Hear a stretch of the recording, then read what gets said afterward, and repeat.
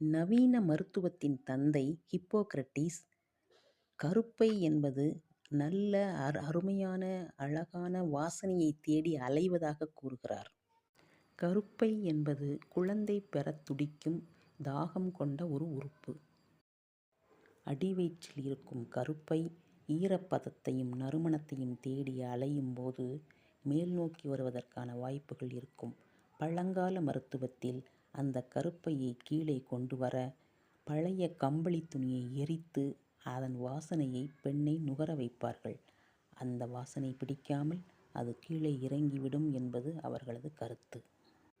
மீண்டும் மேலேறாமல் தடுக்க பிறப்புறுப்பை வாசனை நிறைந்த பூக்கள் கடந்த நீரால் நிரப்பி வைப்பார்களாம். வருங்கால சந்ததிகளை உருவாக்கும் குழந்தைகளின் இருப்பிடமான கருப்பை நல்ல மணத்தையும் நல்ல ஈரப்பதத்தையுமே எப்பொழுதும் எதிர்பார்க்கிறது.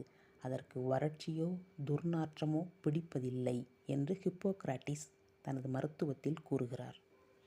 கோபப்படும் பெண்களுக்கு உறுப்பு நகர்வது, கர்ப்பப்பை கீழே இறங்குவது போன்றவை சாத்தியமாகும் என்றும் கூறுகிறார். தமிழ் மருத்துவத்திலும் அக்காலத்தில் மயங்கிய அல்லது வலிப்பு நிலையில் உள்ளவர்களை உணர்வு நிலைக்கு கொண்டு வருவதற்கு பழைய துணியை எரித்து அந்த புகையை நுகரச் செய்தார்கள் என்றும் கூறுகிறார்கள்.